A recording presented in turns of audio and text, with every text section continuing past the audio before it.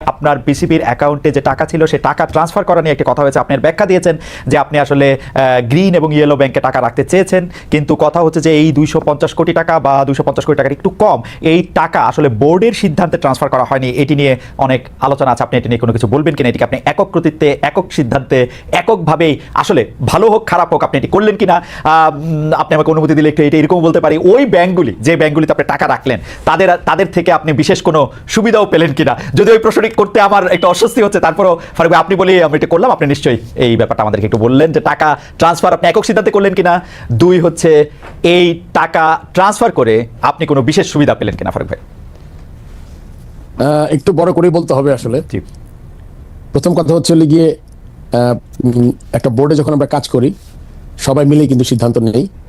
আমরা যখন এই জুলাই আগস্ট আপরাইজিং এর পরে যখন নতুন দেশ পেলাম তখন কিন্তু আপনি জানেন যে 5 তারিখে 8 তারিখে গভর্নমেন্ট ফর্মের পরে আমি 21 তারিখে দায়িত্ব গ্রহণ করি।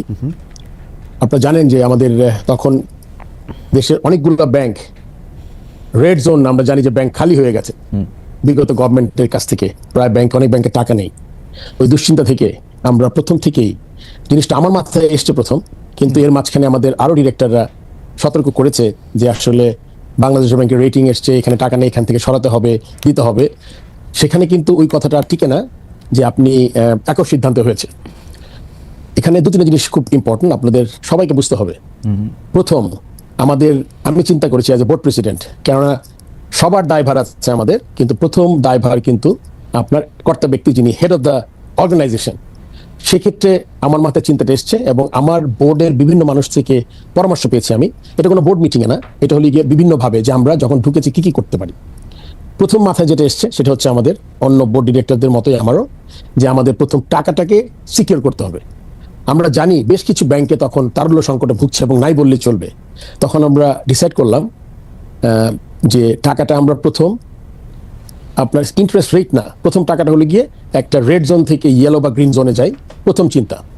তারপরে চিন্তা আসলো আমার মাথায় যখন দেখলাম ওখানে ইন্টারেস্ট রেটও বেশ কম, 8 থেকে 9, 7.5 আছে, সরকারি ব্যাংকও আছে ওখানে। সো ওই ভয় থেকে আমরা চিন্তা করলাম যে আমাদের ব্যাংকে টাকাগুলো আগে নিয়ে যাই, তারপর আমরা রেটের ব্যাপারে আসলাম যে ইন্টারেস্ট রেট যদি বেশি পাওয়া যায় তাহলে আমাদের বোর্ডের আপনার ইনকাম বাড়বে।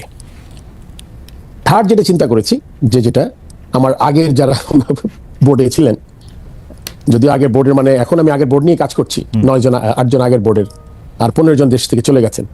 তারা যখন যে কাজটা করেছেন তাদের থেকে আমি তখন মনে করেছিলাম যে যদি ইন্টারেস্ট রেটটা বেটার হয়, তারা ব্যাংকে আমরা টাকা রাখবো শুধু ইন্টারেস্ট রেট দেখে না, তাদের থেকে আমাদের ব্যাংকে স্পন্সরশিপ, কারণ আপনি জানেন ইনফ্রাস্ট্রাকচার ডেভেলপমেন্টে you need sponsors which is a very integral part of the board. তখন চিন্তা করলাম তার সাথে স্পন্সরশিপে যোগ করলাম যে আমি যাকে টাকা দিব ইন্টারেস্ট রেট বাড়বে, বেস্ট ইন্টারেস্ট রেটে দিব, তারপর আবার আপনার স্পন্সর নিব। এখন আমি একটা জিনিস সবার কাছে এই কোয়েশ্চেনটা করতে চাই, ব্যাংকের প্রথম হলো কি রেট থেকে ইয়েলো অ্যান্ড গ্রিন, ব্যাংকে গেলাম, তারপরে বেস্ট ইন্টারেস্ট রেট পেলাম, অন টপ অফ দ্যাট 8 কোটি 10 কোটি টাকা স্পন্সর নিলাম। এরপরে আর কোনো মার্জিন থাকে কিনা আমার কোনো জানা নাই আসলে।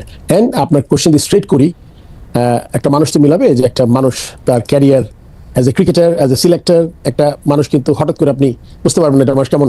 তো সেই দিকে বিবেচনা করলে আপনার ওখানে কোনো আর্থিক লেনদেন কোনো প্রশ্নই ওঠে না, ওখানে কোনো মার্জিনও ছিল না, বরং আগে যেভাবে ছিল সেখানে আপনার ওখানে মার্জিনটা বেশি ছিল। যখন 8.5 থেকে আপনি 11.5 12 যাবেন ইন্টারেস্ট রেট, তার সাথে স্পন্সরশিপ যোগ হলে, এবং অন টপ অফ দ্যাট আমি এটাও চেয়েছি যে তারা আমাদের ইনফ্রাস্ট্রাকচার ডেভেলপমেন্টে আসবেন, লাইক প্রতিশ্রুতি পেয়েছি আমি প্রায় 25-30 কোটি টাকা। সো দিস ইজ এটা মানে in a nutshell that the reason. And সবাই বোর্ডের জানতো, এবং সিগনেটারি আপনি জানেন যে আমি সিগনেটারিটাও আমি নেইনি বোর্ড প্রেসিডেন্ট হওয়ার পরে। এটা একটা কথা আসে যে সিগনেটারি পরে হয়েছে, আসলে প্রথম আমার মিটিং যেদিন আমি প্রেসিডেন্ট হলাম ওই রেজুলেশনে 21 তারিখে আমাদের একজন বোর্ড ডিরেক্টর দেশ থেকে চলে গেছেন, তার জায়গায় আমরা আরেকজনকে ডিরেক্টরকে আমরা সিগনেটারি করেছি, যেটা আমার হাতে নেই। তারাই এখনো সব চেক সই করছেন, সবকিছুতে সই করছেন। সো আমি মনে হয় এর চেয়ে বেশি আর কিছু এক্সপ্লেইন করতে পারবো না। আপনি এটা চিঠি দিয়েও জানিয়েছেন, কিন্তু আসলে আমরা একটু কনফিউজ হই কখন আমরা দেখেছি যে এখানে সিগনেচার ছিল ফাইন্যান্স কমিটির প্রধান জনাব ফাহিম সিনহার, আমি যদি ভুল না হয়ে থাকে, এবং পরিচালক মাহবুবুল্লাহ নামের। তো তারা আপনার ছিল না, সেটি আপনি ঠিকই বলেছেন, কিন্তু তারা বলছেন সিদ্ধান্তটি বোর্ড সবাই নেওয়া হয়নি, আপনার সিদ্ধান্তে তারা সিদ্ধান্ত দিয়েছেন। ব্যাপারটা কি ঠিক আসলে? এরকম করে বোর্ড সবাই যে নিতে হবে জিনিসটা আসলে এরকম না, কেননা কিছু কিছু আপনার জিনিস থাকে যখন আপনি ইনফর্মালি আলাপ করে নেন। এখন সবাই যখন অনেক কনসার্ন, যখন ওই বোর্ড সভা 1 মাস 2 মাস পরে হবে, তারপর আপনি সিদ্ধান্ত নেবেন, তখন ব্যাংকে যখন আপনি টাকা আনতে যাবেন সিদ্ধান্তের পরে কোনো টাকা থাকবে না। সো ওই সময়টা ছিল না, কিন্তু ইনফর্মালি প্রতিটা বোর্ড ডিরেক্টর জানতেন। এখন তারা যদি কিছু বলে থাকেন এটার বাইরে অন্য কিছু, এটাতে আসলে আমার কোনো কমেন্ট করার কিছু নাই। বাট এবং এই কনসার্নটা তাদেরও ছিল যে হ্যাঁ, it is a very good idea, I think we should go to better banks with green and yellow জোনে ফ্রম রেড জোন ব্যাংকস। এই ব্যাপারে আপনার কাছ থেকে একটু জানতে চাই যে অক্টোবরে ইলেকশন আছে বিসিবির, সেই ইলেকশনের সময় এই যে ডিরেক্টর, মানে আপনি আগেই বলেছেন যে গত বোর্ডের ডিরেক্টরদের নিয়ে আপনি কাজ করতেছেন, তো এই ইলেকশনের সামনে রেখে কি একটা গ্রুপ আরেকটা গ্রুপ ঘরের ভিতরে নানা ধরনের মশারি এরকম তৈরি হইতেছে কিনা ফারুক ভাই? বা আপনিও আসলে যেহেতু মানে আমরা জানি, যদ্দূর জানি আর কি, আপনি নিজেও আসলে এই ইলেকশনে প্রতিদ্বন্দ্বিতা করবেন হয়তো, তো সেইটা একটা প্রভাব বিস্তার করতেছে কিনা গ্রুপ? আসলে মহিউদ্দিন, আপনি যদি দেখেন এই বোর্ডটা কি, এই বোর্ডটা হলো গিয়ে এখানে মাত্র আউট অফ 25 ডিরেক্টরস, আমি অ্যাজ এ বোর্ড প্রেসিডেন্ট, আমার সাথে নাজমুল আবিদিন ফাহিম বলে একজন আছেন যারা সিলেক্টেড হয়েছেন এনএসসি থেকে। এছাড়া কিন্তু এটা কিন্তু আগের বোর্ডই, কিন্তু এখানে একটা জিনিস উল্লেখ করা খুব প্রয়োজন। আগের বোর্ড মিনিং যে বোর্ডটা 3 বছর আগে হয়েছে, সেই বোর্ডের সব সদস্য, সব এমপ্লয়ি, আমার 160-এর মতো এমপ্লয়ি আছে, 200 ওভারঅল বোধ 200 কত এমপ্লয়ি আছে, এরা সব আগের বোর্ডের।